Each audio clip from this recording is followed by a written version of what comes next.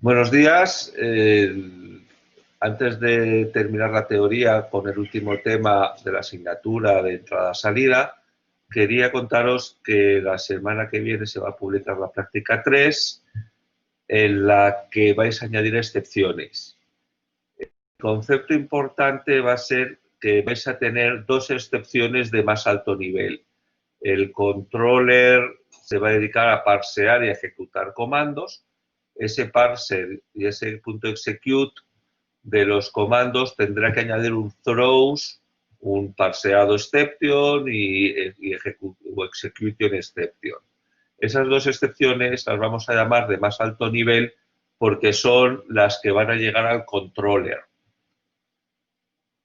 El controller va a tener que poner el catch de esos dos tipos de excepciones y si recibe tanto un parser exception, algún tipo de error con el parseado, como de execute exception, pues la va a cachear, porque ese parser y ese execute la va a poner en try and catch, y el catch simplemente va a tener que recoger en el controller una de esas dos excepciones de alto nivel, ¿vale? O bien excepción de parseado o bien excepción de ejecución. Sin embargo, vais a tener que añadir luego excepciones de más bajo nivel. Por ejemplo, bueno, todo lo que hasta ahora estés haciendo simplemente poniendo un mensajito por la consola. Por ejemplo, pues que not enough coins exception, no hay suficientes monedas, o posición inválida exception. Esas las vamos a llamar de bajo nivel. No queremos que esas excepciones de tan bajo nivel lleguen al controller. Porque entonces el controller sería un pequeño cajón desastre de errores. Por poneros un ejemplo, a veces cuando estéis haciendo una compra por internet y os llega un error pues que hay un error de duplicación de clave primaria en la base de datos. Bueno, pero yo soy el usuario. El usuario le tienen que llegar cosas de alto nivel que entienda el usuario, no los errores más técnicos de bajo nivel que seguramente no entiende. Entonces lo vamos a hacer en dos niveles. ¿Cómo lo vamos a hacer? Bueno, pues sí que vais a todas esas excepciones que os pidamos. Repito que el lunes saldrá publicado el enunciado. Las vais a tener que crear vosotros, porque son errores propios de vuestro juego, van a agregar todas de exception, pero en los execute de los comandos vais a hacer una cosa muy divertida, que es, por ejemplo, el execute del add command, llama al addSlayer, ¿verdad? Del game. Y el addSlayer del game te puede devolver diferentes tipos de excepciones. El addSlayer del game te puede devolver un not enough coins o te puede devolver un invalid position, exception. Bueno, pues si en el execute, eso los vamos a llamar excepciones de bajo nivel. Ese tipo de excepciones no van a llegar al controller, pero en ese execute las vamos a poner dentro de un try, esa llamada, en mi ejemplo, addSlayer, las vais a cachear, vais a imprimir si queréis ya un mensajito, vamos a poner dos errores esta vez. Uno, pues si es invalid position, pues la posición -1, 5 es inválida. Y luego vais a hacer un throws de la excepción de alto nivel. Es decir, si en el addSlayer recibís en el catch, tratáis, incluso imprimís el mensaje de la excepción de bajo nivel y hacéis un throws de la de alto nivel, en este caso sería una execute en exception, no se ha podido ejecutar porque hay una posición inválida o porque no hay suficientes monedas, para que el controller reciba la excepción de alto nivel y en el catch pues imprima imposible haber ejecutado el addSlayer. ¿Vale? Vais a tener los dos mensajitos. La posición inválida porque esta posición, incluso la podéis poner qué posición, porque cuando se intente poner y no se pueda, puede estar incluida en el mensaje, en este caso de la excepción de bajo nivel. Incluso si no hay suficientes monedas, podríais decir cuántas monedas tenéis y cuántas te faltan y cosas de este tipo. Esto puede ir dentro del mensaje de la excepción de bajo nivel, y la de alto nivel simplemente diciendo pues eso, que no se ha podido ejecutar tal comando. O sea que sí que vais a tener dos mensajes de error cuando se vais ejecutando el juego, el debugger lo vamos a mantener para las pruebas y dos tipos de error, el de bajo nivel y el de alto nivel. ¿Vale? ¿Alguna duda con excepciones? Si queréis os lo aclararé un poquito más el miércoles cuando tengamos la clase. Podemos dedicar un ratito a dudas sobre el enunciado y luego ya me pondré a hacer las defensas de la práctica 2. Venga, pues si no tenemos dudas, vamos a terminar el último tema de teoría. Así nos vamos a dedicar luego a las defensas y en enero pues también haremos defensas de la práctica 3, creo que tenéis hasta el 11 de enero y podremos dedicarnos también para hacer algunos exámenes teóricos de otros años y que veáis pues cómo van a ser. Bien, entrada-salida en Java. La entrada-salida en Java, cuando me ponga a hablar de clases, buffer reader, que hay que instanciarlo con un new buffer reader y poner en el constructor un input string reader, donde hay que ponerle en el constructor también un systemin o un fichero, que si es fichero también hay que instanciar, puede daros un dolor de cabeza enorme con la cantidad de clases y por qué Java empieza a leer de bytes o de chars, que es lo que llamamos un stream, y luego lo tiene que quitar en un string, incluso luego lo podéis envolver en eso para convertirlo directamente a un tipo de dato. Bueno, veis que va a ser bastante más complejo. Sí, lo que iba a decir, que lo dice Enrique, con lo fácil que esté inceout o println y efectivamente, con lo fácil que es en C++ el año pasado, donde simplemente declarabais un objeto de un fichero y escribíais o leíais de él, lo abríais y al leer y escribir. Bueno, pues en Java se complica mucho más. Luego, al final, os voy a aconsejar que os sepáis dos clasecitas nada más. El file printer, perdón, el file writer, que es el sencillito, y para leer, pues que uséis el escáner, el mismo escáner para leer de systeming, pues de un file. En lugar de ponerle que lea de systeming, que lea de un file, pero el file es un objeto que hay que instanciar, un new file, paréntesis, el nombrecito del fichero entre comillas. Con lo cual, al final, también va a ser fácil.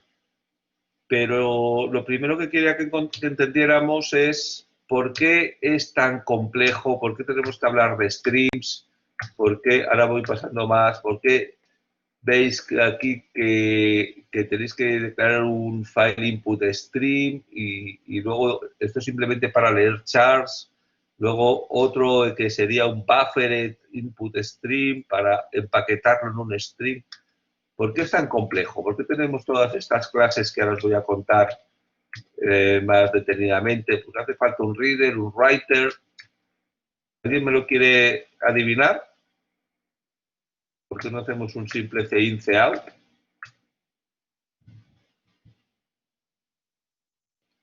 Bueno, pues nos tenemos que ir a la introducción de la asignatura. El motivo es que, venga, ¿alguien lo quiere escribir? Que Java es independiente de plataforma. Es decir, os recuerdo que Java, este programa lo podéis escribir en Windows y luego ejecutar en Linux o en Unix, que son sistemas operativos con diferentes sistemas de ficheros. Entonces, ¿cómo se lee un byte, tanto de systemin como de un fichero en Windows? ¿Se lee igual en Windows que en Linux? Los sistemas de ficheros son similares. ¿O en Unix? Pues no tienen nada que ver. ¿Cómo leo un fichero en Windows ¿cómo lo leo en Linux o en Unix? Y como Java es independiente de plataforma, bueno, pues tendrá que envolver cómo leo un byte. Eso se lo dejo a la máquina virtual de Java. Si lo voy a leer en Windows, pues hay una máquina virtual de Java instalada en Windows, que cuando le pido un byte de un fichero, pues ya sabrá cómo leerlo en Windows. Pero si lo ejecuto en Linux, pues eso se ejecutará en una máquina virtual de Java instalada en Linux, o JRE, que es donde se ejecutan los programas instalados en Linux, que ya sabrá cómo leer un byte de Linux. Entonces, ¿por qué esta complejidad? Pues porque podemos ejecutar nuestro programa en cualquier sistema operativo y los diferentes sistemas operativos tienen diferentes sistemas de ficheros. Sin embargo, en C++, efectivamente, me ha hecho gracia el comentario de Enrique, efectivamente, con lo fácil que es de INCEAD, pero C++ sí que es dependiente del sistema operativo. Si quieres ejecutar ese mismo programa en Linux, lo tienes que coger el código fuente y volver a compilar en un compilador de C++ para Linux. No te vale el compilado para Windows. Con lo cual es verdad que la programación es más fácil, pero no es independiente de plataforma. Hay que recompilarlo si lo quieres ejecutar en otro sistema operativo.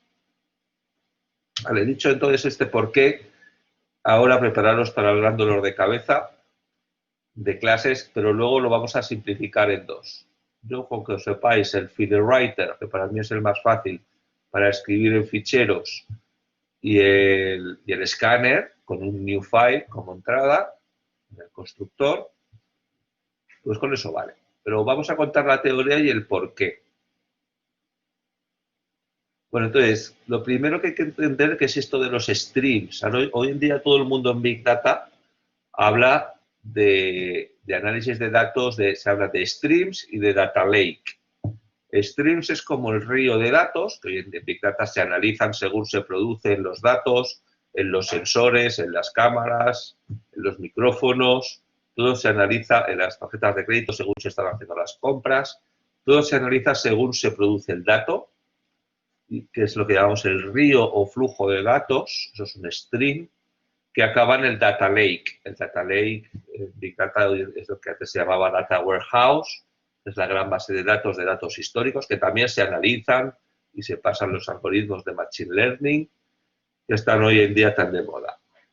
Bueno, pues nada, pues en Java también llamamos streams a los flujos o ríos de datos donde podemos leer datos. Normalmente cuando leemos datos de un stream es como beber agua del río, los consumimos, o podemos vertir agua en el río, es decir, podemos escribir en un stream.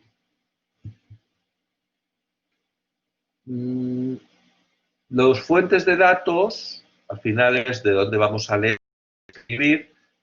Vamos a hablar de ficheros, pero no es la única fuente de datos donde leer o escribir datos. También pueden ser pipes. Los pipes en Unix son tubos de memoria que se conectan, pues pueden ser una salida de un programa que a través de la memoria manda datos a otro programa. Pueden ser conexiones de red, pueden ser sockets, donde se configuran una dirección IP y un puerto para que un programa le mande mensajitos al otro. Pues el típico programa de Java con sockets pues sería un programa de mensajería. Desde un PC escribís un texto, mandar, y desde el otro PC recibís el mensaje. Algo parecido a un WhatsApp, o a buffers de memoria, donde podemos leer o escribir. En sistemas operativos, todo esto se simplifica en System-in, que sabéis que es la entrada del teclado. System-out, pues es por defecto es la consola, o System-error, que ahora mismo en vuestros Windows y Linux, por defecto también es la consola, pero en los Unix, por ejemplo, se suele configurar para que sea un fichero donde se quedan escritos todos los mensajes de error. Y me lo preguntasteis, ¿qué diferencia hay? Pues en Windows y en Linux, pues ninguna, porque los dos se escriben en la consola, pero se puede configurar para que se escriban en lugares diferentes. Esto ya lo hacen los administradores de sistemas operativos. ¿Vale? Pues bueno, pues tenemos los streams, flujos o ríos de datos. independientes de plataforma. Cuando hablamos de stream no estoy hablando de ningún sistema operativo. Entonces Java habla de streams, no habla de... Y hablamos de stream de bytes o de caracteres. Ríos donde lo que fluyen son bytes, o paquetitos de 8 ceros y unos, y tendréis unas clases para leer bytes que se llaman input stream o para escribir bytes output streams. O ya directamente podemos hacer ríos de caracteres. Aquí hablaríamos de clases reader o writer, donde cuando hacéis un reader, primero hay que instanciar un objeto de la clase reader, y el reader le podéis hacer un punto read. Y el punto read, ¿qué me va a devolver? Un char, nada más que un char. Entonces, si queréis leer ficheros o de cualquier fuente con un reader, pues solo podéis hacer un punto read y leer char a char. No tenéis un readln que te lea una línea. Para eso necesitaréis un buffer, envolver un reader en un buffered reader. Ahora lo veremos. ¿Vale? Entonces tenemos stream de caracteres que pueden servir para envolver streams de bytes. ¿Qué quiere decir eso? Pues que podemos leer bytes y envolverlos o convertirlos a chars y luego bufferearlos. Bufferear viene a ser ir poniendo en un buffer de memoria, ir empaquetándolos para entonces ya poder hacer ya el readln y leer una línea en un string, que me parece que podría ser lo más cómodo. No tener que ir leyendo char a char como pasa con estos input streams o estos readers. Bueno, pues nada, los streams estándar de entrada y salida ya los conocéis, está en Java, stdin, stout, stl. Que lo que nos dan systemin es un input stream. ¿Eso qué significa? Que systemin lo que nos va a dar son bytes. Cada vez que el usuario aprieta una tecla de su teclado, eso, según el codeset de su teclado, pues eso al final es un byte. Es decir, 8 ceros y unos, es decir, en binario un número de 0 a 255. Vale, pues input streams, lectura de bytes, o output streams, escritura de bytes. Reader, lectura de chars. Writer, escritura de chars, de caracteres. Al final son clases que pueden usarse para escribir ficheros, leer o escribir o mandar por red, es leer o escribir en bufferes de memoria, empaquetadores si queréis de bytes o de chars, tubos de memoria o pipes para mandar a otro programa, uno los escribe y otro los recibe, buffereado, también ya de paso filtrado, podéis decir cuáles queréis, cuáles no queréis, parseado, si queréis llamarlo formateado. Al final nosotros lo vamos a usar para leer o escribir textos, pues, ¿por qué no?, de ficheros.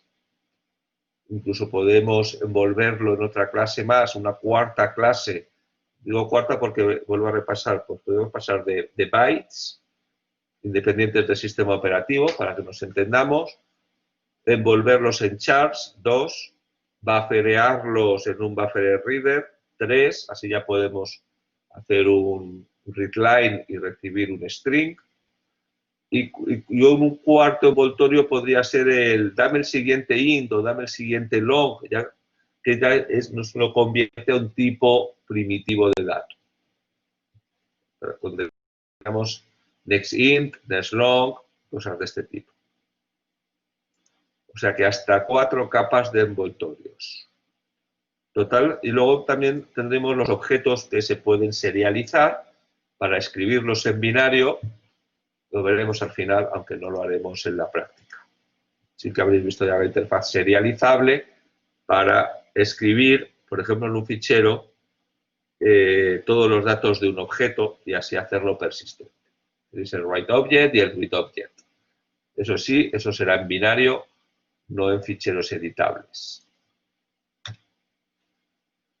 Los streams de bytes en Java, bueno, pues ya vemos que son los input streams, los output streams. Hay que instanciarlos, pero luego hay que cerrarlos para dejar de leer de ese río de bytes, de ese stream de bytes. Tenemos que cerrarlo. Normalmente lo cerraremos en un bloque finally o podemos utilizar un try with resources, mucho más cómodo, para cerrar el grifo de la lectura del stream. Los ejemplos que vamos a ver ahora son ejemplos donde vamos a hacer un bucle para ir leyendo char a char, perdón, byte a byte primero de un input stream. Lo podemos luego almacenar o convertir a un entero. Al fin y al cabo, un byte es un número de 0 a 255, para luego otra vez, byte a byte o entero, convertirlo a entero, ir escribiéndolos en otro fichero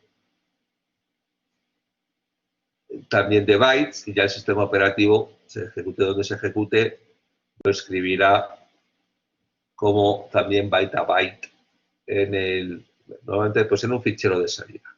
Pues estos programas son los típicos programas que copian un fichero en otro. Si lo hacemos byte a byte, pues hace falta de instanciar un file input stream. En el constructor es donde le pasamos el fichero, donde vamos a leer. Si vamos a escribir, ahí podemos instanciar un file output stream.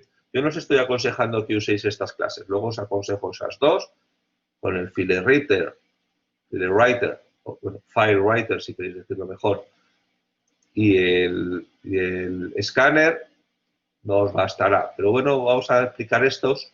Si queréis escribir byte a byte, pues necesitáis instanciar con new un file output stream, donde en el constructor le dais el nombre del fichero, declaráis un entero, y aquí tenéis en el file input stream, en el objeto del input stream, el punto read es un byte.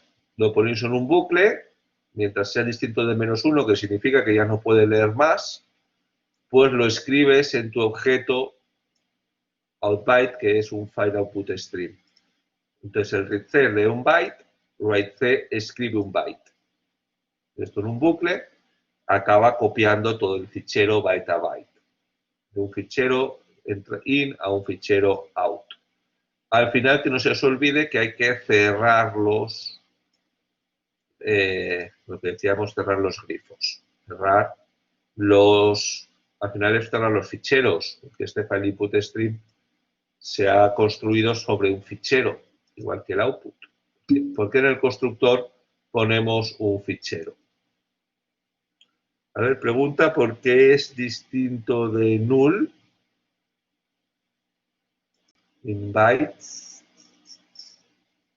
Vale, es que esto es una errata, se llama in bytes. O sea, el objeto es como se ha declarado el objeto. Y este objeto se llama outBytes. Es lo que preguntan, sí. Tienen erratitas estos programas. ¿Vale?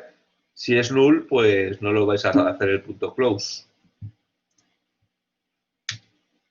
Bueno, entonces el input stream para leer bytes, output stream para escribir bytes. Luego tenéis un montón de subclases para leer o escribir bytes de ficheros, filtrados, de tubos de memoria. Algunos han sido ya deprecados. ¿Que lo queréis hacer no con bytes, sino con chars? Pues usáis un reader o un writer. Cuando habláis de charts hay que hablar ya del codeset. Nosotros, por ejemplo, utilizamos el UTF-8, que es el que tiene la ñ. Viene a ser algo parecido a los teclados, que cada país tiene el suyo. Cómo codificamos los caracteres. Bueno, pues cada país utiliza su codeset o charset. Cuando hablamos de chart, pues a veces, sobre todo si tenéis programas internacionales que escriben en varios lenguajes, pues podéis indicar en qué codeset, que es como, viene a ser ese código ASCII, de cómo traducir el byte a un carácter en particular. Si tenemos acentos, si tenemos señas, pues necesitamos nuestro codeset. Bueno, si queréis imaginaros que es como nuestro teclado. Entonces, este programa es igual, pero usando un file reader o un file writer. Es decir, aquí también hacemos un bucle donde lo que estamos leyendo son chars, del char a char, lo leemos de este file reader, que hay que instanciarlo, y en el constructor le ponemos de dónde leemos los chars, pues de este fichero.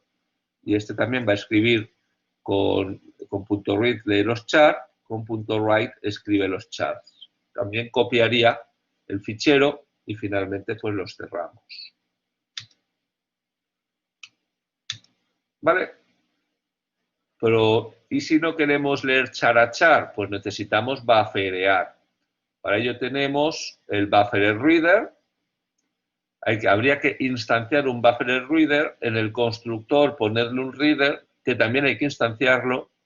En el propio constructor podemos abrir del buffer reader, abrimos paréntesis, podemos poner un new reader, abrimos paréntesis y ahí es donde ponemos el file, el fichero.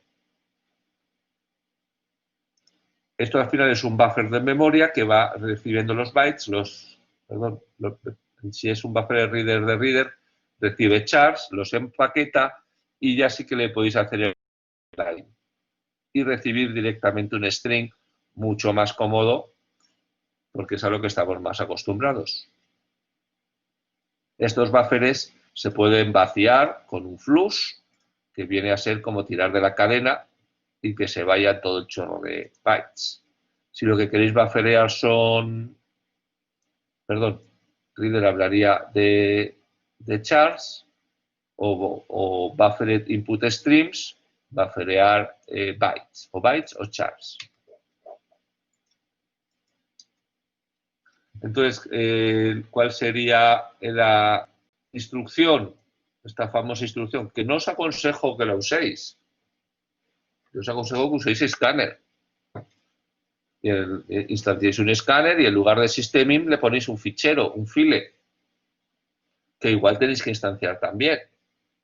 Pero bueno, de toda la vida hemos instanciado un buffer reader o un buffer input stream, donde en el constructor hay que instanciar un file input stream, donde en el constructor le ponemos el fichero. Madre mía, cómo es esto en Java. Claro, porque independientemente del sistema de ficheros, sea del sistema operativo que sea, lo que leemos son bytes con un file input stream, pero si queremos hacer el readline, lo tenemos que bufferear o empaquetar en un buffer input stream. Una vez hecho esto, simplemente es instanciar un buffer input stream y un file input dentro y dentro pasarle en el constructor un file input stream. Ya, bueno, podéis utilizar el .read, igual que el file input stream, leería char a char, perdón, esto es input stream byte a byte, pero ya sí que al ser un buffer reader ya tendríamos un readline, este es el que nos gusta más, ¿no?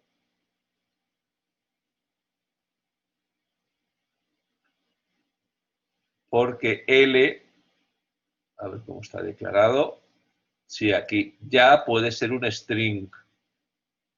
Y con readline directamente de este objeto inchars, que es el objeto buffer reader instanciado con un file reader, pues repito, ya podemos tener readline y directamente ir leyendo string a string. Si queréis, línea por línea. ¿Vale?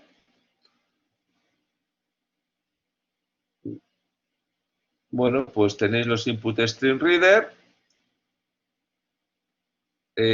Sí, lo del charset le podéis abrir con un determinado, como estos lo que hacen son leer chars, podéis indicar el charset a la hora de instanciar el input string reader con un file input stream, le paséis el fichero y le podéis poner el charset. Esto de charset es lo que me pasa a mí cuando en mi Mac abro algunos de vuestros programas y me habéis puesto ñes, me habéis puesto acentos y yo veo unas cosas raras. ¿Por qué? Porque utiliza otro charset. Bueno, pues indicará cuál es el charset con el que leo, no me pasaría esto. ¿Vale? Perfecto. En InputStreamReader solo tengo el punto .read, pero he leído los caracteres en el charset que he elegido. Bueno, no lo vais a usar en la práctica. ¿Vale? Y el buffer reader, pues igual, también podéis poner el charset. Este me gusta más, tiene un readline que leo strings, sin embargo sigue siendo de más para mí. Bueno, de esto es bastante común, si debéis conocerlo. Para poder hacer readline necesitáis instanciar un buffer reader, pasándole por el constructor un objeto instanciado, veis el segundo new InputStreamReader, donde lo que le pasáis es un nuevo fichero con el nombre del fichero y el charset, cómo están codificados los caracteres. Una especie de código ASCII a medida para cada país.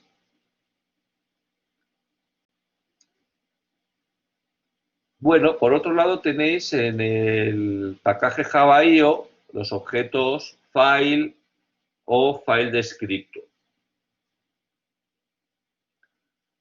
Si lo que queremos es leer y escribir en ficheros, tenemos las clases específicas FileInputStream para leer chars de ficheros o escribirlos, perdón, para leer bytes y escribir bytes, FileReader, FileWriter, este es el que me gusta a mí, súper fácil, no tenemos que hacer un buffer writer y un output stream writer, directamente para mí FileWriter, que ya es una clase especializada para escribir en ficheros, para escribir chars en ficheros.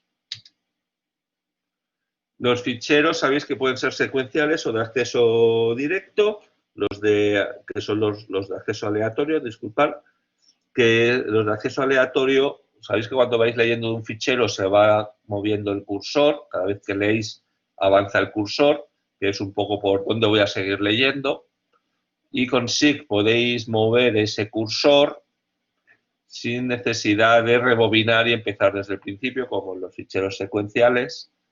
Podéis preguntar en qué posición está el cursor y podéis mover el cursor para seguir leyendo desde donde queráis. Los ficheros además pueden estar abiertos para lectura, R, para escritura, y read-write, para escritura, read-write, modificando o sin modificar los datos de último acceso del fichero. Normalmente si vais a escribir lo abrís como read-write, si vais a leer como write. Vamos a ver un ejemplo.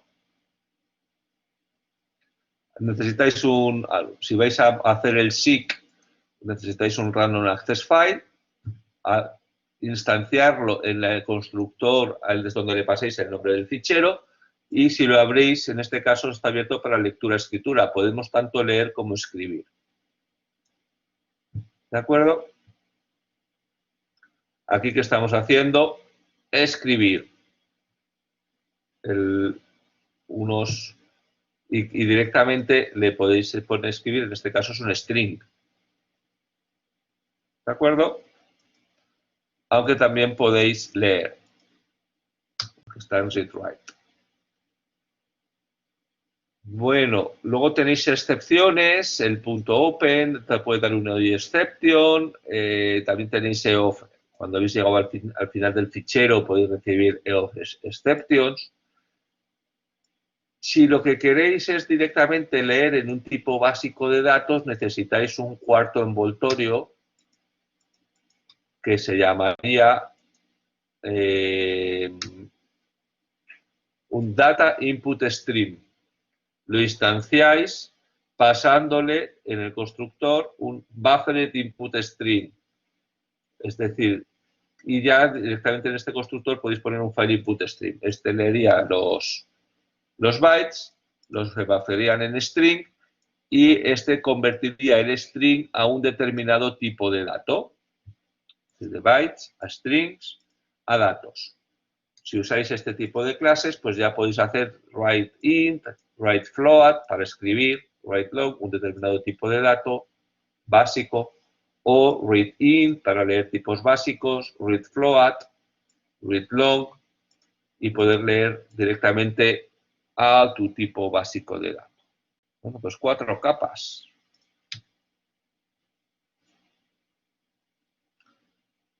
Vale, no voy a discutir mucho sobre si es mejor leer con chorros de bytes o chorros de chars. Simplemente decir que los chorros de chars a veces hay que formatearlos y, bueno, por eso aquellas cosas que veíais del string.format a la hora de escribir, a veces hay que escribirlos en un determinado formato. Y luego tenemos lo del line separator, que es el /n, que no en todos los sistemas operativos es igual. En Java todo esto es un poquito más complejo. Entonces, si usáis un line separator, o lo mejor es poner un println que te ponga salto de línea, y cada sistema operativo pues ya sabe hacer su salto de línea, que no en todos es el /n. ¿Vale? Es decir, el fin de línea independiente de plataforma sería un punto new line, perfecto, /n independiente de plataforma. Esto no nos fallará, lo ejecutemos en cualquier sistema operativo. Y el que me gusta a mí, el string de characters con formato, pues es, pues bueno, yo al final os aconsejo que uséis Scanner, que directamente ya nos puede dar entradas o salidas a string ya formateado. Nos quitamos de líos. Para leer de ficheros, Scanner. Y para escribir en ficheros, bueno, sí, ¿qué diferencia hay con el escáner que estáis haciendo hasta ahora? Pues que no le paséis en el constructor un systemin, sino que le paséis un file. Ya está. El escáner puede leer de un file, de un fichero. Y para escribir, pues el printwriter de Java.io. Este es el más fácil de todos. Te lo escribe ya formateado. Fijaros que facilito. Que tenemos que instanciar un printwriter. Mira, aquí está instanciado, directamente le ponéis en el constructor el nombre del fichero. Si no está el fichero en la carpeta del proyecto, pues le ponéis toda la ruta. Se instancia y directamente se llama out, pues out.println, y aquí vais escribiendo las líneas como strings. Chupao. Os pueden dar excepciones tipo file not found exception. Y además aquí se ha utilizado un try moderno, no tenemos que hacer el close. ¿De acuerdo? Este es el que me gusta a mí. No necesitáis un buffer writer con un output stream writer y el fichero. Fijaros que es el más fácil y tenéis el println y vamos escribiendo strings. Para mí, si os pedimos un salvar, es el que os aconsejo, el más fácil es de todo. Eso no significa que no conozcáis que en Java hay hasta 4 envoltorios, de bytes a chars, de chars a strings, de strings a tipos. ¿Vale? Y el printwriter, pues nada, se instancia y se escribe directamente. Y el escáner, el mejor para mí para leer, porque podéis leer desde en el constructor del escáner, podéis poner input stream. El systemin, por cierto, es un input stream. Podéis mirar en la documentación. Pero también le podéis pasar a un escáner en el constructor que lea de un reader. Pero directamente, lo más fácil, directamente a un file. ¿Vale? Si queréis incluso con su ruta, su path. Entonces, este no es el objeto fácil. Para mí el fácil es ponerle directamente en el new scanner, en el constructor, el file y ya está. Y luego, pues nada, pues este os los da ya formateados. Tenéis el hash next double, podéis leer como con todos los métodos de escáner. Igual que estáis leyendo comandos, los podéis leer de un fichero.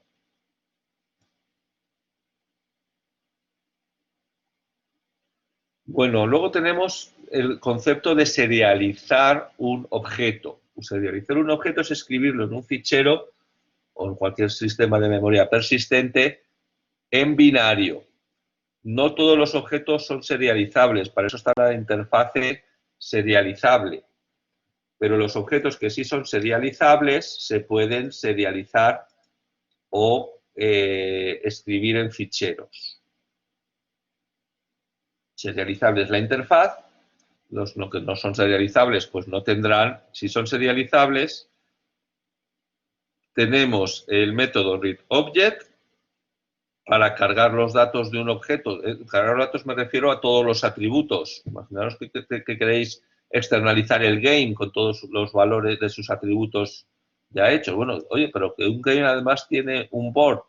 Pues para serializar game, sus atributos también tienen que ser serializables. Se tienen que guardar también en binario. Es decir, se hace recursivamente, se serializan también todos sus atributos. Si sus atributos tienen otros objetos como datos, también se tienen que serializar. Todos tienen que ser serializables y tenéis, si son serializables, el writeObject para escribirlos en un fichero out que tenéis que haber instanciado. Esto está mal, ¿verdad? Esto es, el objeto se tiene que llamar out. Es el object output stream. Y hay que instanciarlo, hay que decir cuál es el fichero, hay que bufferearlo y pasar por la capa del bufferet y por el file output stream y ya ponéis el fichero .bin.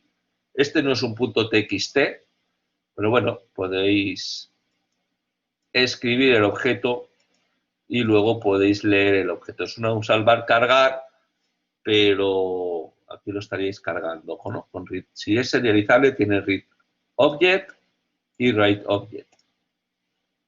¿De acuerdo? Esto podría lanzar una excepción desde un constructor.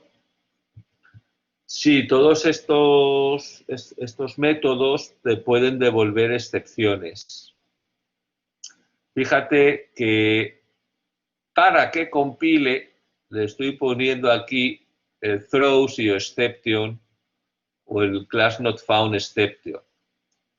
Sí, todos estos métodos, no, si tú lo pones, si tú haces un catch y exception captura todos los tipos de excepciones que te puede dar, desde abrir, cerrar el fichero, que te puede dar problemas, escribir en el fichero, el file not found exception, todos estos heredan de exception. Y el compilador está implicado, como vimos la semana pasada, es decir, o lo pones dentro de un try and catch o pones el throws o no compilará. Si pones simplemente con poner esto ya te compilará tu método. Ahora dice, ¿se podría hacer una excepción desde un constructor? Kai, esa es una pregunta más compleja. Ya te entiendo. El problema es que si lanzas una excepción desde un constructor, el objeto no se construye. Porque cuando se lanzas para atrás una pelota, el método se deja de ejecutar, no se termina. Y si no se termina, no tienes objeto. Entonces es una cuestión compleja. Yo te diría que no. Y si sí que se puede, que no lo hagas. Vale, a ver, ya te entiendo. Si buffer output stream. Bueno, aquí lo que te puede dar es una excepción a la hora de abrir el fichero. Sí, a la hora de, claro, en ese caso no se crearía el fichero, no se ejecutaría el main y, bueno, es que esto tampoco me gusta porque poner un throws en el main tampoco tiene sentido, pero es una ñapa para que compile.